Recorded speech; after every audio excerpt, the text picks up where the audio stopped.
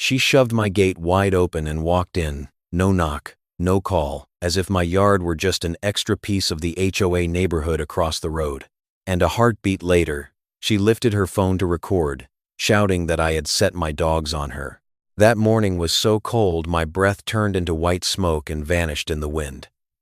Dew clung to the wooden fence in tiny beads, sparkling like someone had scattered salt across the whole yard. I stood on the porch with a steaming cup of coffee in my hand, listening to the pines behind the house roar like a distant sea. My 2 dogs lay close to the steps. The older one had salt and pepper fur, deep eyes, calm and steady. The younger one was more muscular, so quiet it made strangers feel their hearts start to race. Across the boundary line was an HOA-run neighborhood where everything looked straight, uniform, and glossy, like it had just been varnished. New houses, new lawns, new asphalt, rule signs hung high like an oath of loyalty. I had lived here before they poured their foundations, before they raised that gold-lettered entrance sign, before they started calling it a community, and looking at my land like a stain that had not been wiped clean. The sound of an SUV engine pulled me out of my thoughts. The vehicle stopped at my gate, perfectly aligned like it had been measured with a ruler. The door popped open. She stepped out, blonde hair curled and neat, black sunglasses covering half her face, red lipstick, a clipboard hugged tight to her chest like a shield. She walked straight to the gate, no greeting, no pause, reaching out to push it as if that right belonged to her by default. The gate creaked. Gravel crunched under her heels. I watched each step she took into my yard the way you watch dirt spreading across clean cloth. Not because I was afraid, but because I hated being treated like I did not matter. She stopped in the middle of the yard, her voice sweet but sharp as a small knife. I am an HOA board representative. I need to inspect the edge of this property because we have reports of community standards violations. I set my coffee down slowly, as if moving slower could keep my own rhythm steady. Your community standards do not apply to my land. A thin smile appeared on her lips. You can say that, but this area has an easement. The HOA has the right to access it to ensure resident safety. The word easement dropped between us like a cold stone. I had heard it many times in letters mistakenly sent to my mailbox, in notices slapped onto my gate, in the kind of hints people use when they prefer knocking with rules instead of knocking with basic manners. But today she said it like she had already won. She stepped deeper onto the property. The younger dog lowered its body, a very small growl vibrating in its throat. I raised my hand. Stay. Both dogs stopped immediately. Just standing. Just watching. No lunging. Not moving another inch. I heard her breathing turn fast and short, and then she remembered she was performing. She lifted her phone and filmed my face, her voice high and piercing. You are letting your dogs threaten me. I am calling the police. I am reporting you to management. I stared straight into the lens. You are trespassing on private property. Leave now. She did not leave. She moved to the right toward my tool shed, her eyes flicking quickly like she was hunting for a crack to sink her claws into. I followed, keeping my distance. You are not going near that. She whipped around, her voice shifting into an official tone, as if speaking that way would automatically make the law stand with her. Residents report you are storing hazardous materials. There is a chemical smell. There are machines running at night. We have to make sure you are not a threat to the community. Heat rose in my chest, but I forced it down like clamping a lid on a boiling pot. Because I knew what she wanted. She wanted me to lose my temper. She wanted a moment to clip and edit. She wanted one harsh line so she could turn me into the villain in her story. I spoke slowly, each word landing like a nail driven into wood. You are not police. You are not an inspector. You have no authority here. Her eyes flashed, and then I saw her hand. In her palm was something small and brown, like a piece of food. She bent down, tossed it lightly toward the dogs, and spoke louder, like she was speaking to someone beyond the frame. See, it is rushing at me. But it did not rush. The older dog looked at the food like it was a cheap trick. The younger dog glanced at it, then looked back at me, waiting for a command. I did not say anything else. I just stood still. And that stillness unsettled her, like an actor forgetting their lines because the other side refuses to react. She switched instantly. She screamed, "This dog is dangerous. You trained it to attack people. I am sending this video to the HOA. You will be fined until you are forced to sell your house." Her voice burst out in rapid, short blasts, like firing rounds. I heard a few barks rise in the younger dog's throat, then cut off the moment it saw my raised hand. "Stay." It went still again. That calm was like an invisible slap. She backed toward the gate fast, still filming, her eyes on me like I was an enemy. Before she got into her car, she turned back and lifted her chin like she was stamping a victory seal. "You will receive a notice within 24 hours. The SUV drove off, leaving a hollow quiet behind. I stood there for a moment, listening to the wind move through the yard, listening to gravel still rolling in my mind under the heels. She was no longer there. The dogs came closer, pressing against my legs. The older dog let out a long breath, like an old man tired of childish games. I bent down and stroked its head, feeling the steady beat of its heart. I knew the real fight had just begun, and it would not be about the gate, or the shed, or barking. It would be on paper. I bent down and picked up the food she had thrown. I did not touch it with my bare hands. I folded a sheet of paper, used it to pinch the piece, and slipped it into my pocket like I was storing a fragment of truth. Evidence does not need to be loud. It only needs to exist. In the kitchen, I set my coffee on the table and watched the dark surface tremble slightly. I remembered earlier days when I thought my life had finally settled, when all I heard was wind and dogs barking at deer passing by. I had left a lot behind, even the things people like to pull out to threaten each other. I was retired. I only wanted to live normally. But some people cannot stand letting others live normally. They need someone to pressure, to fine, to prove they have power. My phone lit up. A new email. The subject line was bold. Violation notice. I had not opened it yet, but I could already smell it. The dry scent of paper and the cold bite of fake authority. I sat down and took a deep breath. In my head, her voice echoed, the line hooked like a barb. "You have no idea who you are up against." I looked out the window toward the gate, where weak sunlight was touching the dew. I spoke softly, not to anyone else, but to myself. "Neither do you." I opened the email, and when the fines appeared on the screen, I did not feel fear. I saw a road, long, cold, but clear. If she wanted to use the law to crush me, I would show her where the real law stands. And more than that, I would make her expose herself in front of the people she was manipulating. I closed the laptop and stood up. The dogs lifted their heads and looked at me. I rubbed the younger one's ear, then stared straight out into the yard. "Let us begin." The fine notice arrived fast like a slap. And what chilled me was not the money. It was the line saying that if I did not comply, they would send the file to legal for enforcement. I opened the envelope right on the kitchen table, where weak sunlight was trying to push through the mist outside the window. Thick paper, dark ink, a tone that spoke to me like I was a criminal. They listed vicious dogs, endangering residents, threatening HOA staff. Then they ended with one sentence. Short, neat, and poisonous. If it happens again, the fines will increase, and they have the right to apply stronger measures. I sat still for a long time. I heard the refrigerator humming. I heard the older dog's nails softly scrape the floor as it shifted position. In my head, a lifetime of experience collapsed into one cold conclusion. She did not want to fix anything. She wanted to win. And to win, she would turn me into the villain in her story. I read every line carefully. The way it was written did not feel like a normal reminder. It felt like an indictment. There were rule citations. There were threats. There were deliberately vague words meant to make anyone who read it assume I was dangerous.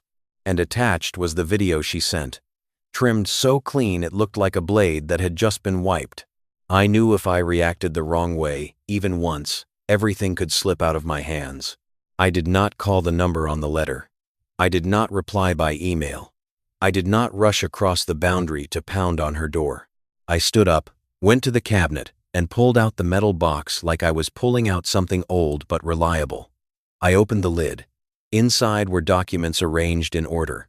The boundary map, the survey report, The deed, the real easement paperwork, and pages of notes I had kept for years, the habit of someone who once lived by details. I spread the papers across the table. The boundary line looked like a cut. The easement strip was as thin as a thread running along the drainage ditch at the edge.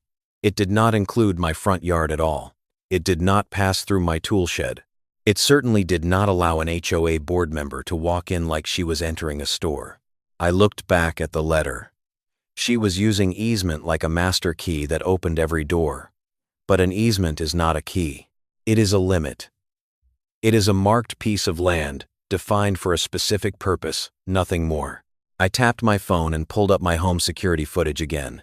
The image was razor clear. She pushed the gate. She walked in. She tossed food. She raised her phone. She yelled. I zoomed in, paused frame by frame, saw her hand clearly, saw the piece of food hit the gravel. Then I opened the video she had attached to the letter. That exact moment was gone. All that remained was barking and her screaming. One clean cut. A new story had been built. I let out a slow breath. Heat flared in my chest. Then I forced it down. Not because I was weak, but because I understood. This was a war of patience. Whoever lost patience, lost. I printed screenshots from the camera, with the time and the date. I filed them into a folder. I wrote one short line in my notebook. She trespassed on private property, recorded video, edited it, tried to create evidence. The younger dog walked over, stood beside my leg, and looked up at me. It was like it could feel the air in the house had changed. The older dog moved more slowly, but its eyes were deep, like it had seen this kind of person before. I bent down and stroked both of them. You did nothing wrong. You only did your job. That afternoon, I walked a full circle around the yard. I looked at the gate. I looked at the narrow path along the edge where she had stood, where she had tossed the food. I saw a heel print pressed into damp soil. I photographed it. I measured the distance from that print to the no trespassing sign. I photographed the sign. I photographed the line of sight from the gate to the porch. I worked like someone building a wall, not with bricks, but with truth. Then I did the next thing, the thing many people hate because it is a hassle. I went to local law enforcement to file a trespass notice. I did not tell it with emotion. I told it in sequence. I brought the map. I brought the photos. I brought the video. I made it clear, I am not part of the HOA. She entered my land without permission. She tried to frame it by editing footage. The desk officer listened, his expression steady, but I saw the smallest frown when he watched the moment she tossed the food. He asked in an even voice, "What do you want?" I said, "I want it on record. I want everything already in the file if she comes back. And I want an official trespass warning so she understands this is not her stage anymore." He nodded. His pen moved across the paper. The scratch of the tip sounded like a zipper being pulled, short and hard. In that moment, I felt something strange, a lightness. Not because I had won, but because I had started taking control back, on my terms, not the way she was forcing me. When I got home, it was already getting dark. The wind was stronger, pine needles drifting down. I stood on my porch and looked toward the HOA neighborhood. Those houses across the line glowed with warm yellow lights, peaceful as if nothing was happening. I knew many people inside had no idea what was unfolding. They were only hearing a simple story. An unpleasant old man with dangerous dogs, and she was the one protecting them. I looked back at my yard, at the two dogs sitting where they belonged, calm, loyal. I knew if I let her keep telling a one-sided story, she would turn me into the enemy of the whole neighborhood. But if I held to the truth, held to evidence, held to calm, I could force the story back onto the right track. I went inside, locked the door, drew the curtains. Before turning off the lights, I opened my laptop and wrote a short, cold, procedural letter to the HOA management. It had only 3 points. I am not part of the HOA. She trespassed on private property, and I have filed an official trespass notice. If it happens again, I will take the next legal steps. I hit send. The screen went dark. In the kitchen, there was only the wind outside and the steady breathing of my two dogs. I thought that would be enough. But just as my hand reached for the light switch, my phone vibrated. A new email appeared. The subject line was short and cold. Site inspection notice. Security team present. I stared at those words, then stared into the black window, and in the dark, I suddenly understood. She was not coming to inspect. She was coming to break me. I woke in the middle of the night to my phone vibrating, and the line on the screen turned my blood cold. The HOA would be coming for a site inspection with a security team tomorrow morning, whether I agreed or not. I sat bolt upright. Darkness still stuck to my eyelids like mud. The house was so quiet I could hear the wind tapping a steady rhythm on the window. Both dogs lifted their ears and breathed softly, sensing the tension in the air before I could even shape it into words. I read the email again. Every word felt like it was stamped in metal. Inspection. Security. Coordination. No request. No proposal. Only an order. I knew that kind of order. It did not come from the law. It came from a bad habit, fed and grown by other people's silence. I walked into the kitchen and turned on the warm yellow light. It spilled across the table, where my folder still lay open. The boundary map, the easement documents, photos of the heel print, photos of the no trespassing sign. I looked at it all like a battlefield. Then I looked to the corner, where the camera wiring ran up the wall, silent like a guard on watch. I did not answer the email right away. I did something else. I went outside. The air was colder than the house, cold enough to sting my face. A thin layer of dew clung to the grass, the path, the gate. I stood at the main gate and looked across the strip of asphalt, where the streetlights spilled into long yellow streaks. I heard fewer insects now, and the pines murmuring like a warning. I looked into my dog's eyes. They stood one step behind me, in the right place, at the right distance, as if they had been taught long ago that one wrong step could change the entire story. In my mind, she had already built the whole play. Tomorrow morning, she would arrive with men in dark jackets, stand at my gate, say I was uncooperative, provoke the dogs, record video, create a moment ugly enough to send out. Then they would say I was dangerous. They would say they had to protect the community. They would turn me defending my own land into a threat. I went back inside, turned on the computer, and pulled up the camera footage again. I checked every angle. The main gate, the porch, the side path, the back gate. I adjusted the sensitivity. I checked the timestamp display. I wanted everything clean and clear, with no gaps for a lie to crawl through. Then I did one more thing, the thing people often forget when they get heated. I called the police office and asked to speak with the officer who had filed my report. I did not talk in circles. I stayed on point. The HOA had announced they were coming for an inspection with a security team. I am not part of the HOA. I was worried they would trespass and provoke a situation to frame me. I already had a trespass warning on file. I wanted someone to document it if they tried to cross my gate. On the other end, the officer was silent for a few beats. Then he spoke in a firm voice. Stay calm. Do not give them an excuse. If they step onto your land, call immediately. I hung up and watched the phone screen go dark. In that moment, an old memory surfaced, like a scar catching the wind. Some battles are not won by strength. They are won by discipline. Discipline had saved my life more than once. It would save me this time too. The next morning, the sky was gray. The clouds hung low and heavy, as if the weather carried a mood of its own. I made coffee, but I did not drink it right away. I stood by the window and watched the gate, listening to distant traffic. The dogs lay down but did not sleep, their eyes open, their ears listening. I felt my heartbeat slow and steady. I refused to let it chase my worry. Then the vehicles arrived. Not just one. Tires grinding on gravel, doors slamming hard, voices talking fast over one another. I looked out. Her white SUV parked at my gate like the first time, so perfectly straight it was irritating. Then came a dark pickup. Then another vehicle with a security company logo on the side. 3 men stepped out, windbreakers on, thick belts at their waists. walking with the confident swagger of people used to standing at doorways to make others afraid. And she stepped out last, like a commander who waits until the troops line up before she appears. She took off her sunglasses and stared straight at my house.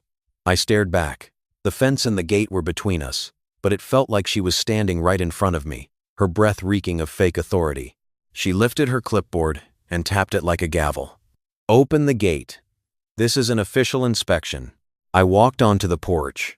I did not step down into the yard. I stayed on the higher step so every camera could clearly see where I was and where they were. I spoke loud enough to carry, not shouting. "I am not part of the HOA. You have no right to enter my land. If you need an inspection, contact the proper authority." One of the security men snorted. "We have easement rights. We are only passing along the edge," she added, her voice sweet and poisonous. "If you keep making this difficult, you are proving you have something to hide." I heard a few murmurs behind the gate. Maybe some HOA residents were standing farther back to watch. I knew she wanted an audience. She wanted a crowd to pressure me. A crowd makes people weaker, because they fear being seen as the bad guy. I was not weak. I lifted my folder, but I did not hand it through the gate. I only raised it so they could see I was not empty-handed. "This is the boundary map and the easement documents. The easement does not allow you into my yard. It only applies to the drainage strip, and even that strip cannot be entered without notice and a lawful reason." She laughed loudly, the kind of laugh meant for other people to hear. "You think your paperwork beats community rules. You are just an old man living on the edge. Stop making it dramatic." That line pierced the air like a needle. I saw one of the security men curl his lip, as if he agreed. I saw a spark in her eyes, certain that I would blush, lose my temper, and slip. I did not lose my temper. I said one sentence, slow and clear. "I have filed a trespass warning. If you step through that gate, it is trespassing on private property." And right then the younger dog stood up and barked once. No lunging, no growling, just one short bark like an alarm. She immediately raised her phone, her eyes lighting up like she had just found gold. "See, dangerous dogs, you are threatening us." I raised my hand. "Stay." The dog sat down at once. In that moment, her face faltered. Very fast, very small. But I saw it, because the camera saw it, and because the people standing behind the gate saw it too. The truth flashed like lightning, enough to slice a thin line through the story she was trying to build. But she did not stop. She jerked her chin at one of the security men. "Go into the easement strip, film it, get evidence." That man walked up to the gate. His hand settled on the latch as if he had permission. My heartbeat did not rise. It only slowed down, heavier. I looked him straight in the eye. "Do not touch the gate." He laughed. "Then open it." I answered, one short word. "No." The wind swept through, carrying the pine's dry rustle like paper being shuffled. In that moment, I understood this was the tipping point. If they touched the lock, if they tried to force it, everything would ignite. And when it ignited, she would try to paint me as the one who struck the match. I pulled out my phone. I started dialing. "Right now." And I spoke softly, like I was talking to myself, but clearly enough for the camera to capture my lips. "You want to escalate, fine. But you are going to escalate into the one place you cannot control." The wail of a patrol siren rose from far off, and I watched her go pale instantly. But she still forced a smile, as if smiling could push the truth backward. I stood on the porch with my phone pressed to my ear, my voice so calm I could hear the cold in it myself. I gave the address. I said someone was attempting to breach my gate. I said a private security team and an HOA representative were demanding illegal entry onto private property. I said I had already filed a trespass warning, and I had cameras recording. On the other side of the gate, the security man had his hand on the latch. She stood behind him with her phone held high like a war reporter, her eyes bright with hunger for the moment I snapped. A few HOA residents hovered farther back, clustered like spectators hunting for a good view. I heard someone whisper, "He is not cooperating. Look, his dogs." I did not look at them. I looked at the man's hand on the latch. I said one sentence, not loud, but clear enough. If you open that latch, it will be recorded as trespassing, and you will have to explain it to the police. The man gave a thin smirk, the smirk of someone used to scaring people with fake confidence. We have rights under the easement. I nodded, even though he did not need to see it. Then tell that to them. She cut in, her voice high and rapid, like she was afraid her power would slip if she paused. You are wasting public resources. We are only inspecting. You are resisting. What are you hiding? I looked at her, and for a brief beat, I saw what I had suspected from the start. She was not afraid of the law. She was afraid of being exposed, afraid of losing her stage, afraid of losing her audience. The siren drew closer. Red and blue lights began to sweep across the trees, slicing the glow into cold patches. The air felt stretched tight. I heard the younger dog breathing harder, but it stayed seated exactly where it belonged. The older dog stood close to my leg, not barking, just staring at the gate like it was watching a beast pretending to be human. The patrol car stopped at the gate. The officer stepped out. It was the same one who had filed my report before. He took in the scene with a quick scan, his eyes pausing on the no trespassing sign, pausing on the locked gate, pausing on the group in dark jackets, then landing on her with her phone held high. He asked, his voice short and hard. Who called? I lifted my hand slightly so he could see I was on the porch, not moving closer, not applying pressure. I did. They are trying to trespass on private property.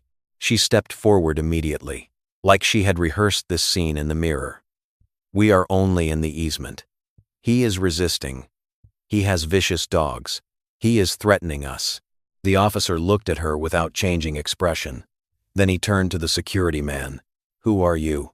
The man held up a company ID and spoke quickly. We were hired to provide community security at the HOA's request. There were reports of dangerous activity. The officer asked again, where is your documentation that allows you onto this land? The man hesitated for just one beat. Then he pointed at her, like he was pushing the responsibility onto her. We are acting on her instructions. She jerked, her eyes flashing with anger. Do not talk nonsense. The officer held out his hand, his voice cold. I need to see paperwork. If you do not have it, you do not touch the gate. And you already touched the latch. That is enough for me to record an attempted trespass. The air around the gate thickened. A few HOA residents farther back began to murmur. I saw them glance at each other, then at her, like they were realizing for the first time this was not a small thing. She tried to drag the story back to herself, her voice starting to tremble while she fought to keep it sharp. He is using connections. He used to be in the force, I know it. He thinks he is above the community. The word force came out of her mouth like a dirty blow, like slapping that label on me would automatically turn everything I said into a threat. I stood straighter. I did not speak right away. I let the wind pass for a single beat, letting every camera capture that silence. Then I said, low and clear, I am not above anyone. I am on my land, and I am on the law. The officer turned to me. Do you want to show me the easement documents and the trespass warning? I nodded. I have everything. I did not step down into the yard. I did not go to the gate. I handed the folder to the officer by placing it on the porch step, letting him walk up and take it himself. That small gesture drew an invisible line. I did not move toward them. I did not give them a way to claim I was threatening. The officer opened the folder, studied the map and the documents, then looked straight at her. The easement here is only the drainage strip. It does not allow you to open the gate. It does not allow you into the yard. And you have no permit or order to enter private property. She stiffened, then forced out a brittle laugh. You are believing him. He has dogs. He behaves dangerously. He records us. The officer turned to her and asked a question that hit like a hammer. Have you already been served a trespass warning at this address? She opened her mouth, then closed it. Her eyes flicked fast toward the onlookers, as if searching for support. I looked at the neighbors in the distance. Someone frowned. Someone shook their head. I saw an older man with his arms crossed, his face tight with irritation. He looked like he did not like HOA overreach, but before this he might have stayed quiet just to avoid trouble. The officer continued, his voice even. I want everyone to step away from the gate area. If anyone touches the gate or steps onto the land inside, I will file a trespass report, and I may detain you to verify identity." The security man took a step back. The confidence on his face dropped like a mask blown away by wind. She stood frozen, but her eyes still burned. She said, her voice low and poisonous, "You will regret this. I will not leave you alone." I looked at her, and inside me, a quiet space opened, like a lake after a storm has just passed. I did not answer with threats. I answered with truth. "If you keep going, everything will be recorded, and you will have to explain yourself, not to me, but to the place you cannot control." The officer began writing. He asked names, asked the company, asked the reason for being there. Each question was like a nail driven into the play she had built. I saw her clamp her clipboard so hard her knuckles went white. I saw her stare at me like I was something that should not exist in her world of fake order. When they left, I stayed on the porch. I did not wave. I did not smile in victory. I only watched them go. Two, two, two, two. The dogs came closer and pressed against my legs. The older dog let out a long breath, as if it also knew a round had ended. The younger dog lifted its head and looked at me, waiting for the next command. I bent down and stroked them. In my chest, something settled again, slow and certain. People might look down on me. They might think I am just an old man on the edge. But I do not need their respect for a title. I need their respect for boundaries. I stepped inside and closed the door. The kitchen light felt a little warmer, but I knew the real light had not arrived yet. She had just been stopped at the gate. And people like her, when they get stopped, do not quit. They look for another door. I spotted a new camera aimed straight at my porch steps, and the scariest part was that it was not on my land. It sat right on the boundary line, just far enough to lie and claim it only covered a common area, just close enough to watch my every move. That morning, the sky was clear in an irritating way, the kind of clarity that makes everything feel exposed. Sunlight hit the last of the lingering dew, turning my yard bright and cold like glass. I took the trash out with both dogs following, their paws crunching softly over gravel. I looked up out of habit to check the gate and the signs, and that is when I saw it. A small black dot on the utility pole near the boundary. A lens glinting like a fish eye, pointed straight at my porch. I froze. In one beat I could hear blood rushing in my ears, hear the wind sliding through the pines like someone whispering. She had been stopped at my gate. But she found another door. A door that did not need a latch. A door that could look into someone else's home without stepping over the line. I did not rush over and rip it down. I did not do anything that would let her scream that I was vandalizing community property. I stepped back one pace and took photos from multiple angles, capturing the pole, the boundary line, the direction of the lens. I wrote the date and time in my notebook, my handwriting straight and cold.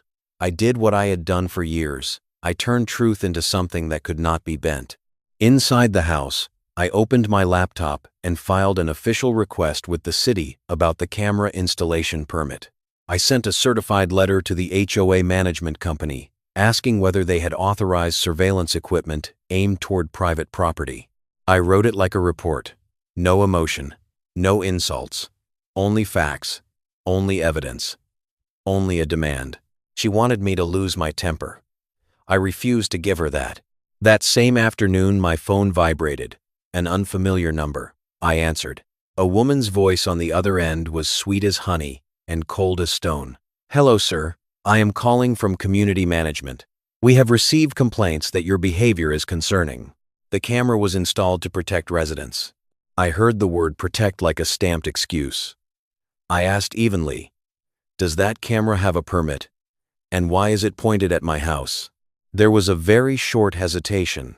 Then she said, "It covers the common area. If you are not doing anything wrong, you do not need to worry." If you are not doing anything wrong, that line is always what people use when they want to take away someone else's right to peace. I tightened my grip on the phone, then forced it loose. I said, "I need written confirmation of the camera's coverage area and the permit. If not, I will file a formal complaint." Her voice dropped smaller. "We will respond." I hung up and looked out the window.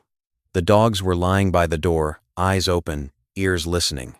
The older dog breathed slowly, the way it always did. The younger dog lifted its head and looked at me, waiting for a command.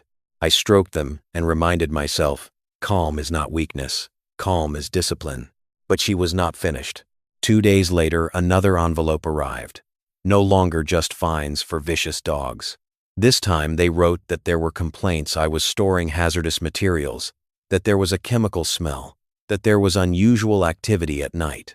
They warned they would forward the file to the authorities if I did not allow an inspection. I read every word. A chill ran along my spine. This was a new step. She did not just want to fine me. She wanted to frame me as a threat.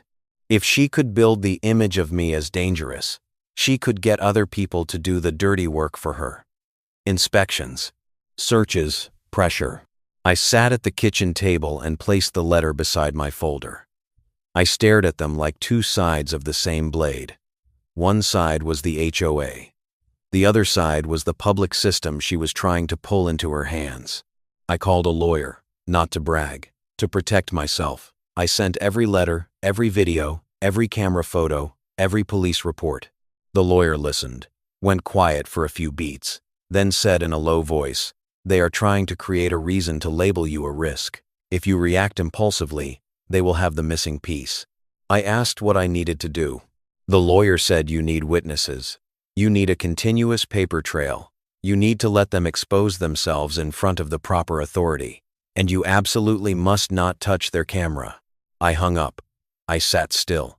In that stillness, I remembered the old days, the days I had to learn not to react on instinct because instinct can kill. I thought I had left those lessons behind, but no. They were back, right here in my small kitchen, carried in by a letter and a tiny fisheye camera. That night, I invited 2 neighbors who lived on the edge of the area, people who were not part of the HOA, over for coffee. I did not make a spectacle. I simply told the truth, showed them the video, showed them the letters, showed them the camera on the pole. The silver-haired man clenched his mug handle, his face turning red. "What is she trying to do? Push you off your land?" A woman stared at the camera through the window, worry in her eyes. "If they do that to you, they will do it to us. I do not want to live somewhere a person with a clipboard can invent a story and drag people into trouble." I looked at them, and for the first time, I saw what she had not counted on. She thought I was alone. But truth has gravity. It pulls people closer, because everyone is afraid their turn is coming. I spoke slowly, my voice deep. "I do not want a war. I only want peace. But if she rules with fear, I will not stay silent." When they left, I stood alone on the porch. The night was dark, the wind strong. The camera on the pole was still watching my house, an unblinking eye. I looked back at it, not in challenge, not in anger, only a quiet promise. "You want to watch me, fine. But from now on, I will be watching you too, in a way you will not expect." I stepped inside, opened the bottom drawer where the old badge still lay untouched. I did not take it out right away. I only brushed my fingers over the metal box, like touching a part of my life I rarely speak about. I was retired. I had chosen peace. But peace is not something you are given. It is something you have to keep. And in that moment I realized the real plot twist had not arrived yet. She was not just a Karen who loved power. She had something behind her, a connection that made her bold enough to escalate this far. I just did not know its name yet. Not yet. I heard metal scraping against the lock on my back gate at midnight, and in that instant, I understood the camera on the utility pole had only been the opening act. Tonight was the real hit. My phone buzzed lightly on the table beside the bed. Motion alert. I sat up without turning on the light, letting my eyes adjust to the dark. The house was so quiet, I could hear my own heartbeat keeping time, steady and slow. The dogs were already on their feet, their nails tapping the floor with a dry, hollow sound. The younger dog looked at me with bright eyes. Ready. The older dog let out a long breath, like an old man who knows a storm is coming. I walked to the window and pulled the curtain open just a crack. Outside was darkness, and a flashlight beam swept across the ground like a blade. Someone was bent close to the lock on the back gate, back curved, hands working fast and sure. It was not her silhouette. This was the posture of a professional, someone used to opening things that do not belong to him. For a very brief beat, a chill ran up my spine. Not fear, the sharp clarity of an old instinct. I had seen figures like that on other nights, in other places, when everything was still a mission and the rules were still clear. I thought I had left those nights behind, but now it was happening on my own land. I did not run outside. I did not do anything that would give them a reason to claim I attacked. I pressed the button to activate the camera system speaker, my voice low and clear, ringing into the night like a bell. "You are on private property. Leave now. I have you on camera. I am calling the police." He startled and looked up. The flashlight jolted for a beat, swept straight toward my window, then swung away. He stood, tall, dark jacket, hat pulled low. I could not see his face, but I could see irritation in the way he clenched his hand. He shouted, deliberately loud, like he was reading a script for someone else to hear. "We are acting under community security instructions. There are reports of dangerous activity. Cooperate." I could smell a story that had been prepared in advance. Dangerous activity, cooperate, community security. Those words were being used like a fake permit to open a real gate. I answered with one short line, "Leave." He did not leave. He bent down again. And this time I saw it clearly in his hand, a small tool, cold metal catching the light. A lockpick. No more doubt, no more misunderstanding. This was deliberate. The younger dog gave a low growl. I raised my hand. "Stay." It stopped, but its whole body was taut like a drawn wire. The older dog stood tight to my leg, eyes unblinking, like it was staring straight into the intent of the man outside. I called the officer who had taken my report. I stayed on point. "Someone is trying to pick the lock on my back gate. I have camera footage. I need help now." When I hung up, I looked outside again. And then I saw what made my chest go heavy. Farther down the road, where the streetlights spilled across the pavement, a white SUV sat parked, engine running. The interior light was dim. A figure sat inside, still as if watching a movie. I did not need to see the face to know who it was. She did not step onto my land. She did not touch the lock. She stayed outside the boundary line, far enough to claim she did nothing. But she was there. She was directing it. She was watching someone else do the dirty work for her. In 1 second, I understood the whole game. The camera on the utility pole to track my habits. The fines to build the story. The complaints to drag the system in. And now the lockpicker to create the scene. If I rushed outside, if my dogs crossed the line, if I lost my temper, she would get the video she needed. I would become the dangerous man. She would become the protector of the community. I stayed still. I held myself the way you hold a weapon with the magazine removed, refusing to let anyone snatch it and fire it back at you. The patrol siren sounded in the distance, then closer. Red and blue lights swept through the trees, cutting the darkness into cold sections. The man jumped upright and stepped back, trying to hide the tool in his pocket. Another man appeared from the shadows, probably standing watch. They looked at each other, then started to pull away. The officer got out of the car, his voice hard and clipped. "Stay where you are. What are you doing here?" The two men spoke fast, flustered. "We are only doing an inspection under contract. There was a report. We thought this was a common area." The officer pointed at the no trespassing sign. "This is private property. Who hired you?" They hesitated. And that hesitation said more than any answer. One of them glanced toward the white SUV in the distance. Very quick. But I saw it. The officer saw it too. He turned his head to follow the look, his eyes sharp like headlights. The white SUV started rolling immediately, slow at first, then faster, like someone slipping away the moment real light comes on. She ran the second someone stepped in who was not part of her stage. The officer turned back, his voice cold. "I need your company name and your contract. And I need to see what you were holding a moment ago." The man tried to smile, but the smile twisted. "Work tools. We do maintenance." The officer did not smile. Maintenance on someone else's lock in the middle of the night. That line dropped like a hammer. The two men went rigid. I heard their breathing turn tight and heavy. I also heard myself breathe out, slow, like setting a stone down on the ground. The officer wrote a report right there on the spot. He told them to produce identification. He recorded their names, their plate numbers. He asked me if I wanted to pursue it further. I looked at my dogs, looked at the window, looked at the cold night. I said in a low voice, I want everything documented. I want the record clear. I want them to understand this is not a game. When the patrol car drove off with a warning heavy as rock, my yard fell quiet again. But this quiet was different. It was no longer peace. It was alertness. I sat on the porch step, with both dogs beside me. The younger dog stayed tense, eyes fixed toward the back gate, like it was waiting for the dark figure to return.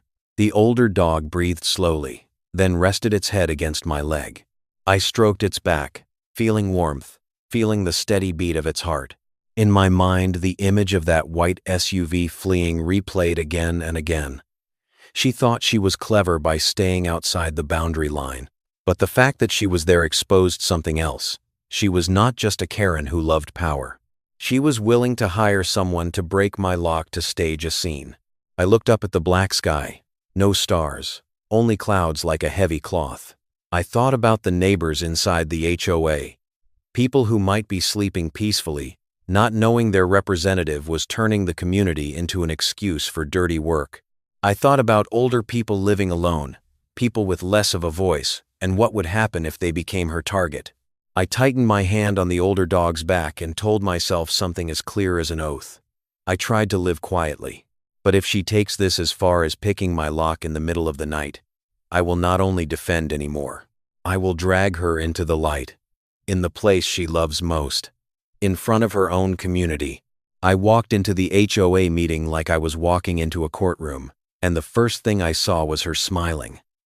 That smile was not for the community. It was for the thought that I would not dare show up. The community building sat in the middle of the HOA neighborhood. Bright painted walls, large glass doors, a parking lot striped in perfectly straight lines. I arrived early, not to pick a fight, but to take the one thing she always used to beat people, the rhythm. I stepped through the entrance, and the smell of cold coffee and heavy perfume hit me in the face. Chairs were lined up in rows, people packed in close, their chatter blending together like light rain. At the front table she sat in the middle, blonde hair glossy, jacket neat, her clipboard set down squarely like a symbol of authority. When I appeared, a few heads turned. Some faces were curious. Some looked annoyed. I heard a blunt whisper from the back row. That is the old man with the dogs. She looked at me and slowly removed her sunglasses, like she was playing a scene she had performed 100 times. What are you doing here? This is an internal meeting. I did not argue. I did not raise my voice. I simply walked closer and stopped far enough away that no one could claim I was threatening. I spoke clearly, each word dropping like stone. I am here to report that an HOA board member trespassed on private property, edited video footage, installed a camera aimed at my house, and hired people to try to pick the lock on my back gate at midnight. The air in the room changed immediately. The murmuring rose, then cut off like someone had squeezed a throat. A silver-haired man in the front row frowned. A young woman tightened her grip on her purse. A few people turned to look at her as if asking, "Is that true?" She jumped to her feet, her voice high and slick like oil. "You are making things up. You are opposing the community. You have dangerous dogs. You are trying to disrupt this meeting." I let her talk. I let her burn her own fuse. Then I opened my folder and set it on a table near the aisle where everyone could see I was not hiding anything. I pulled out the boundary map and the real easement documents and laid them down. I pulled out the fine notice and laid it down. I pulled out photos of the camera mounted on the utility pole aimed at my porch and laid them down. I pulled out copies of the police reports from the initial trespass and the attempted lock-picking at night and laid them down. Each sheet hit the table with a soft rustle that sounded like a cut slicing into the story she had built. She forced a brittle smile, trying to hold the stage. "Anyone can make paperwork. You are inventing a story to scare us." An older man stood up fast, his voice hoarse with anger. Hiring someone to pick a lock at midnight and calling it made up. She snapped toward him, eyes flashing. I did it for safety. I am protecting you. Another woman spoke, her voice shaking with worry. If you do that to him, who will you do it to next? I live alone. I do not want anyone putting a camera on me. She started losing her rhythm. I saw it. I saw her hand squeeze the clipboard until it went white. I saw her eyes scan the room searching for allies. But this time, the room was no longer an obedient audience. They could smell the lie. She slammed her hand on the table, the impact sharp and loud. The room went silent. He is dangerous. He used to be in the force. He has connections.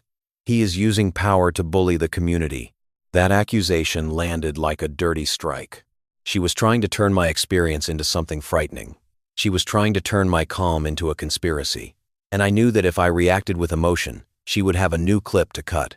I did not react. I simply took out a USB drive and set it on the table, then looked around the room.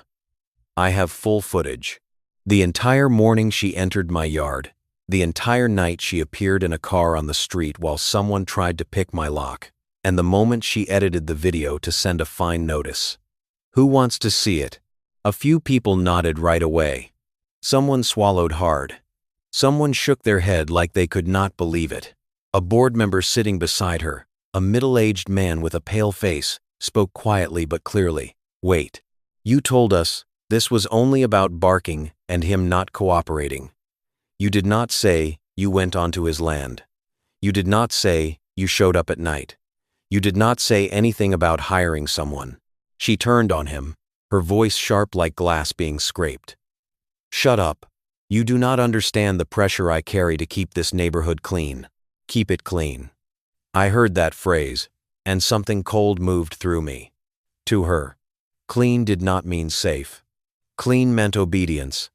It meant everyone staying quiet and doing what she said. I looked at her, my voice low, each sentence short.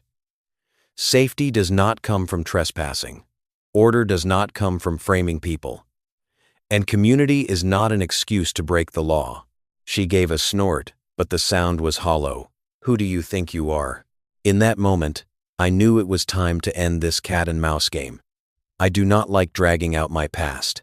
I have lived long enough to understand real authority does not need to brag.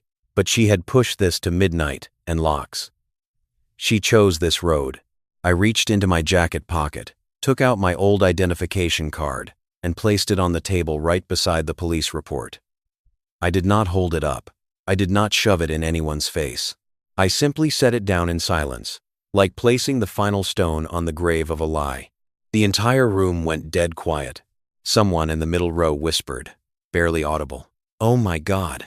The board member stared at the card, eyes wide. You are. I spoke evenly. I am retired. I do not want to use a title to press down on anyone. But I know the law, and I will not let anyone use fake law to bully others. She froze. Under the meeting room lights, her face went white.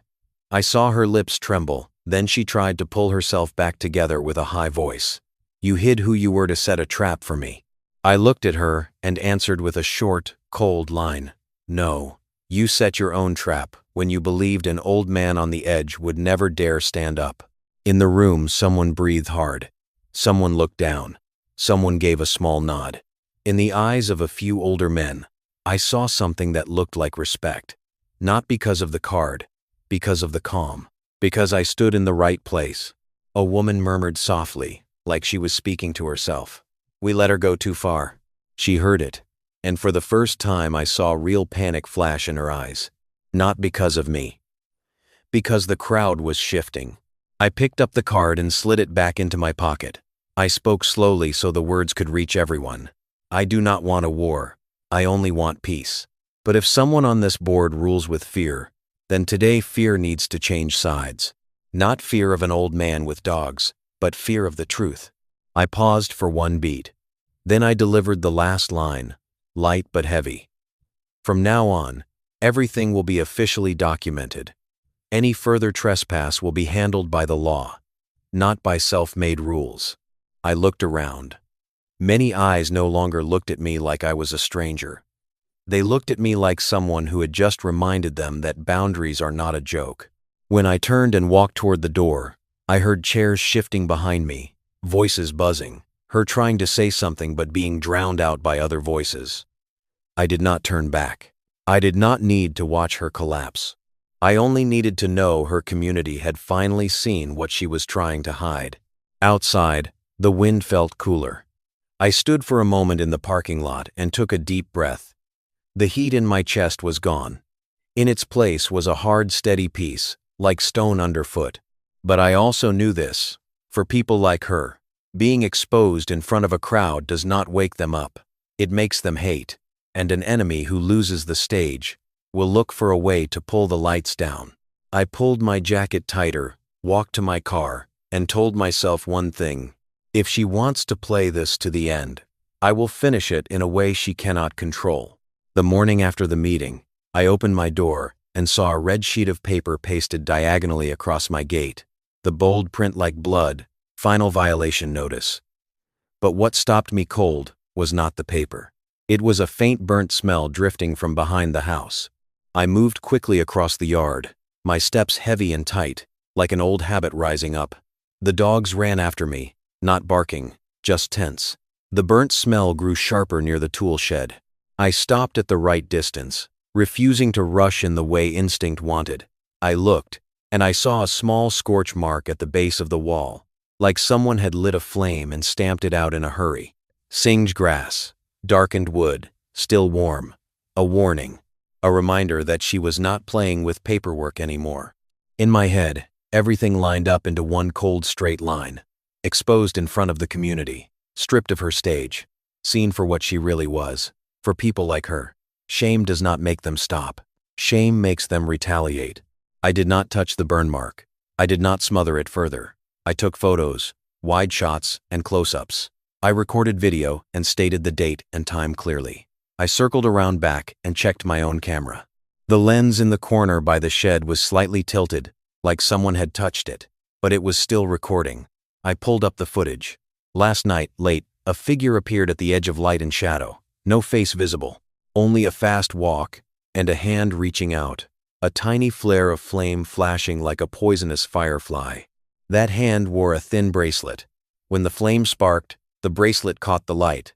I zoomed in. I froze the frame. The wrist was small. The figure was not tall. And that way of moving, I had seen it before. I remembered exactly how she set her heel on gravel, the kind of step that stamps ownership. But I did not jump to conclusions. I did not let emotion drive. I called the police. The officer arrived, looked at the scorch mark, looked at the red paper on the gate, then looked at me. He did not ask much. He only said one line, his voice low. "Looks like she is not letting go." I showed him the video. He watched, his eyes tightening. He said he would document it, photograph the scene, file the report. I nodded. I did not need promises.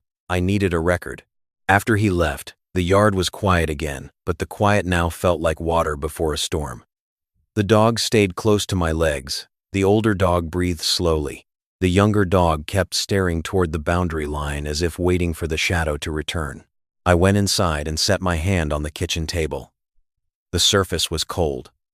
I looked through the window toward the HOA neighborhood. The rooftops across the line still looked bright, still clean, still peaceful like a framed picture on a wall. But I knew something underneath that picture was rotting, and she was the one trying to hide the smell with perfume. My phone vibrated. A message from the HOA board man, the one who had gone pale when he saw my card. He wrote briefly, like he was afraid someone might read it. "She is losing it. She says you threatened her. She says you fabricated the videos. She says she is taking you to court." I read it, then set the phone down. I thought about the people in that meeting room yesterday. The stunned looks, the whispers shifting direction, the moment the crowd started slipping out of her grip. She could feel control leaving her. And people who lose control often do reckless things. I took a deep breath. I opened a drawer, pulled out a stack of blank paper, and began writing a full detailed statement in chronological order. I listed every event, from the day she trespassed, to the day the fine notice arrived, to the night she crept in, to the attempted lock-picking. to the camera on the utility pole, to the HOA meeting, and now the scorch mark. Writing like that calmed me. Because when everything is laid out on paper in sequence, lies have nowhere to jump. They can only lie there, exposing the gaps. That afternoon, I received an email from the city. They confirmed there was no valid permit for a camera aimed at my property. They ordered the installer to remove it within the required time frame. I read it and felt no thrill. I only saw another piece clicking into place. That same evening, the camera on the utility pole was removed for real. But at the same time, I heard a vehicle stop at the edge of the road, a white SUV. It did not pull in, it only stopped. The lights stayed off, like an animal standing in the dark, staring at a territory it had just lost. I stood behind the curtain and looked out, and this time she stepped out. No clipboard, no sunglasses, only a dark jacket and hands clenched tight.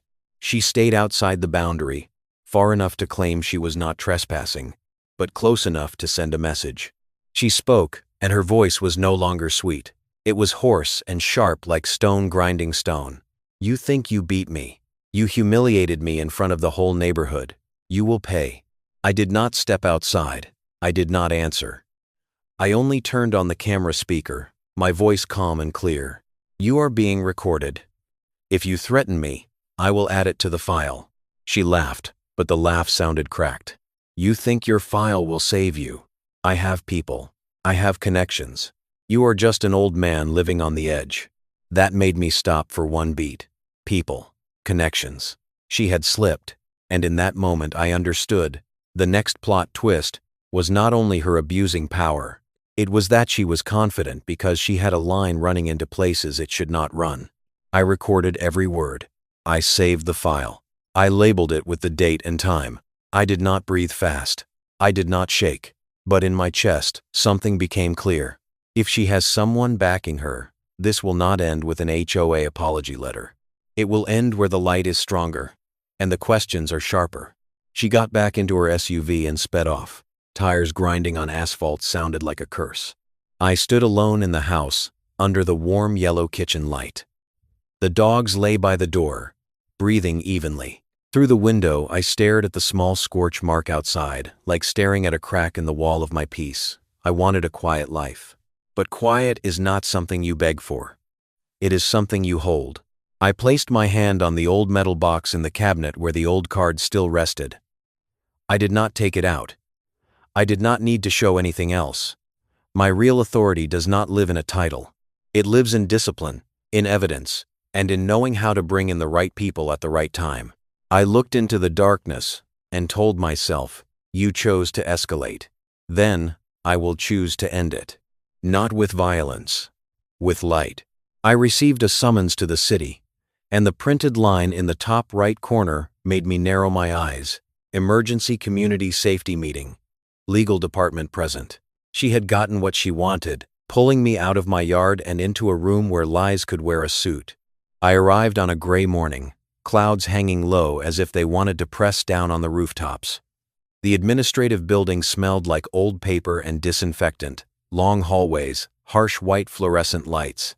I walked slowly, not because I was afraid, but because I wanted to listen. My shoes tapped the tile in an even rhythm, the rhythm of someone who no longer runs after anyone. Inside the meeting room there was a long table, swivel chairs, plastic cups of water, a projector turned off. She sat across from me, a nice coat, neat hair, a calm face like she had never sat in a car at night watching someone else pick my gate lock. Beside her was a man in a white shirt with a tight knotted tie, a leather briefcase placed neatly at his side. He had the eyes of someone used to speaking on behalf of the law. At the head of the table sat a city official, looking exhausted like someone dragged into trouble he did not want to touch. She looked at me and gave a slight smirk. I could hear one thing clearly in that smile. This was a new stage, and she believed she would win here. The city official began in a mechanical voice. Today we are meeting to address complaints about a safety threat posed by an individual living near the HOA neighborhood. She leaned forward and spoke fast and smoothly, like she had practiced. He has vicious dogs. He threatens HOA staff. He records residents. He stores hazardous materials. And recently, there has been suspicious activity at night. I heard each sentence like another brick she was laying to build a wall around me. But I do not fight with my mouth. I fight with the one thing she hates most, sequence. The man in the tie opened his briefcase, pulled out a stack of papers, his voice soft but sharp. We have received many complaints. If you refuse to cooperate with an inspection, the city may consider enforcement measures, including seeking an order to ensure safety. An order. The word dropped onto the table like an iron lock. I stared straight at him.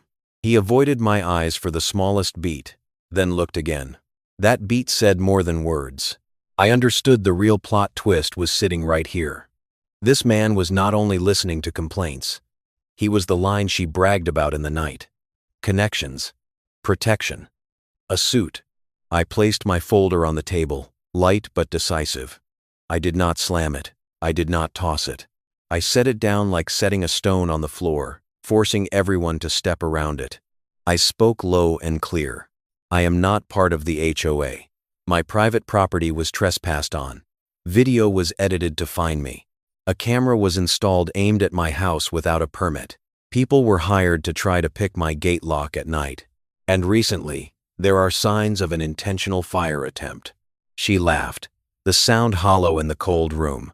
Who would believe that? You filmed it yourself, staged it yourself. You want to turn yourself into a victim. I did not look at her anymore. I looked at the city official. I have police reports. I have footage from my home cameras. I have the fine notice and the edited video clip. I have an email from the city confirming the camera had no permit. And I have a recorded threat. The city official leaned back slightly, showing real attention for the first time. You have reports. I pulled out copies and slid them toward him. Then I took out a USB drive and placed it beside them. I said one sentence, slow, like stamping a seal. Before you talk about orders and enforcement, I ask that you watch what was recorded. The man in the tie cut in, his voice cold. Video can be edited. I nodded. Yes, that is why I brought the original files with system timestamps, and I am willing to have a technician verify them. I also brought the copy the police saved. She started losing patience. I saw her neck flush slightly. She spoke quickly. He is dangerous. He used to be in the force. He knows how to manipulate. I looked at her, and this time I let my silence stretch one beat longer. That silence unsettled her, like someone used to driving suddenly losing the steering wheel. I answered with one short line. I worked with the truth. I do not need manipulation. The city official signaled for the projector to be turned on. The screen lit up. I plugged in the USB. The video appeared. First came the morning footage, her pushing my gate and walking into my yard, tossing food, raising her phone, yelling on purpose. Then came the clip she attached to the fine notice, missing the exact moment she tossed the food. The difference was so obvious, it did not require an expert. In the room, I heard a very soft intake of breath. She immediately spoke. Edited. He edited it. The city official did not answer right away. He looked to the man in the tie. That man clenched his jaw slightly. I played the next file. The night video showed someone trying to pick the back gate lock. 2 men. A lock tool flashing. And at the edge of the road, the white SUV sitting still. The interior light dim. A figure inside. I froze the frame at the exact moment the patrol car arrived, and the white SUV began to roll away. The air in the room turned heavy as stone. The city official spoke slowly. Whose vehicle is that? She opened her mouth, then closed it. Her eyes darted fast. The man in the tie jumped in at once, voice urgent. This proves nothing. She could have been passing by. I looked at him, and for the first time I asked directly, who are you in this matter? And why did you co-sign the complaint filed against me? The question hooked into his suit and yanked it into the light.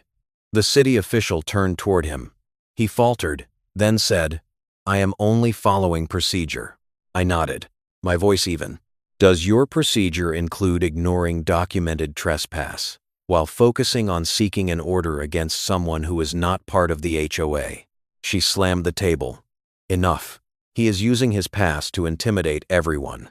I I looked at her and let the line land light but heavy. I am not intimidating. I am presenting facts. And facts do not need me to shout. The city official exhaled, his face still tired but his eyes changed. I need the full file. And I need to verify these claims. Until then, I am instructing the HOA and the legal representative to stop any attempts to access this man's private property until a determination is made. She shot to her feet, the chair squealing. You cannot do that. The city official stared at her, his voice firm. I can, and I will. In that moment, I saw her face go pale under the meeting room lights, like paint draining off a wall. She had dragged me into that room to crush me. But she forgot one thing. In that room, she was not the only one with a file. I stood, gathered my papers. I did not smile. I did not celebrate. I only gave the city official a small nod. Thank you. When I stepped out of the building, the wind outside was cold but clean. I stood on the steps for a moment and took a deep breath. I knew this was not the end, but I also knew she had just been forced into the place she hates most. The place where a story must have evidence, and where light is stronger than perfume. 2 weeks after the city meeting, I heard a knock at my door at dawn, and when I opened it I saw 2 people standing there with faces that were not joking. One of them handed me a stack of papers. The other looked me straight in the eye and said they needed me to confirm the full sequence of events, because the matter had moved beyond the HOA. I was not surprised. I only felt something heavy lift off my chest, as if the invisible cord tightening around me had finally been loosened. I invited them into the living room, where the early light was still thin as paper. The 2 dogs lay by my feet, quiet but alert. The older dog breathed slowly. The younger dog looked at the strangers, then looked at me, waiting for a signal. I raised my hand slightly. Stay. They settled, like 2 doors closing on the right hinges. The older man began, his voice deep. We are internal investigators and an investigative representative from the city office. There are signs of abuse of authority and procedural violations in the complaints connected to you. I looked at the papers in his hand. Her name was on them. The man with the tie was on them. There was an official stamp. Lines that used to be used to threaten me were now sitting there as something that had to be explained. I did not smile. I did not boast. I simply told the truth, slowly, in order. From the morning she shoved my gate and walked in, tossing food to stage a scene, to the fine notice with the edited video. From the illegally installed camera aimed at my porch, to the night she hired people to try to pick my gate lock. From the scorch mark behind the tool shed, to the moment she stood outside the boundary and threatened me, bragging that she had people, she had connections. As I spoke, I watched the investigator take notes, his pen strokes firm. The other person occasionally looked up and asked a short question, to lock down a detail. Any witnesses, any copies of reports, any original files. I gave them everything. The USB drive, printed copies, photos, notes with dates and times. I handed it over, like someone handing peace back to himself, by placing it into the right hands. The investigator watched one video clip and stopped at the moment the white SUV drove off when the patrol car arrived. He asked in a low voice, "Are you sure that is her vehicle?" I answered, not with emotion, but with evidence. The license plate is here, and here is a photo a resident took on the day of the HOA meeting. With the same plate, she cannot claim she was just passing by. The other man nodded, his face tightening. Then he asked the question that turned the room cold. Do you know what connection she has with the legal department? I exhaled. I only know she bragged. I only know the complaint was co-signed. I do not know what happened behind the scenes. The investigator looked at me, his eyes no longer neutral. We have internal emails. There are signs of interference to prioritize her complaints and ignore the trespass report the police filed. In one beat I saw her again in the city meeting room.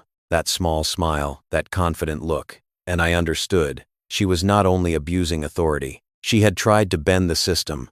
I asked, my voice low, "Where does this go now?" The investigator said the HOA has opened an internal investigation.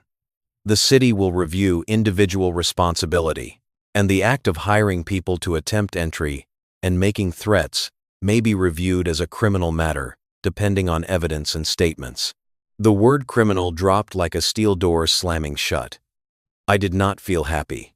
I did not want anyone crushed. But I did not feel pity either. Because I remembered the burnt smell behind the shed. I remembered the lock being scraped. I remembered her voice saying I would pay. Some things, if you do not stop them, they will find another victim. That afternoon, I got a call from a man on the HOA board, the same one who had sat beside her. His voice was rough and tired. She has been asked to resign, and the management company is separating itself from her to reduce damage. I listened without speaking. He went on, like he was unloading a weight. The whole neighborhood is a mess. People are angry. People say they were fooled by her. People say they only wanted peace. They did not want a war with a neighbor. I answered softly. Peace does not come from staying silent in front of wrongdoing. Peace comes from putting wrongdoing back where it belongs. A week later, the camera on the utility pole was gone completely, no trace left behind. The fine notices were canceled, and an official document was sent to me confirming I am not part of the HOA, and the HOA has no authority to impose rules on my land. An apology letter arrived, the wording evasive, but the signature real. Then another morning I saw the white SUV pass by one last time. No stop, no glance, just driving straight as if trying to erase itself from this place. People said she moved away. People said she could not handle the pressure. People said whatever they needed to soften the story. I did not need to know. I only watched the empty road behind the vehicle, and I felt a pocket of quiet open up. That afternoon, an older man from the HOA neighborhood walked up to my gate. He stood outside the boundary line, hands folded in front of his stomach, eyes tired but honest. He spoke with a slight tremble. I served once. I hate it most when people use fear to control others. Thank you for standing up, because if you stayed quiet, she would have done it to someone else. I looked at him, then looked toward the houses across the way where sunlight was falling on rooftops like pale gold. I spoke in a low voice. I did not stand up for winning or losing. I stood up for boundaries. Because when boundaries are trampled and everyone stays silent, tomorrow it will be someone else. He nodded, eyes red. He turned away slowly. I watched him go, feeling no pride, only something deeper. There are everyday battles with no gunfire, but they still require courage. The courage to stay calm, the courage to document the truth, the courage not to become what you hate. That night I sat on the porch with a cup of coffee in my hand, wind moving through the pines like the land releasing a long sigh. The dogs lay beside me, warm and quiet. I looked at the fence, the gate, the strip of land at the edge, where it all began. I thought about her, about the way she tried to turn everything into her own power. And I thought about the opposite. Real authority is not walking into someone else's yard and calling it duty. Real authority is knowing when to stop at a gate and respect the word no. Real authority is the law standing upright, not bowing to perfume, not shaking at shouting. I took a sip of coffee. It had gone cold, but my chest felt warm, because in the end, my peace was no longer something fragile that other people could decide for me. It was something I held myself, through discipline, through truth, and through the willingness to stand up at the right moment. And if an old man living on the edge like me could do it, then anyone can.